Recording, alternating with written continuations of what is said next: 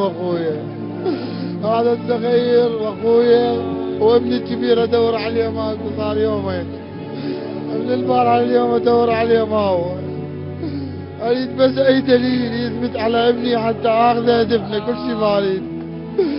ابني على اساس ازوجه يوم العيد، اول يوم العيد ازوجه، وهذا اخوه الصغير، والرئيس ماكو وعمه ماكو، بس واحد لقيت وجبته. مصطفى العريس ماكو، فؤاد ابو احمد ماكو. الله لا يوفقكم، الله لا يوفقكم، الله يتمم عندكم والجراحه والدين.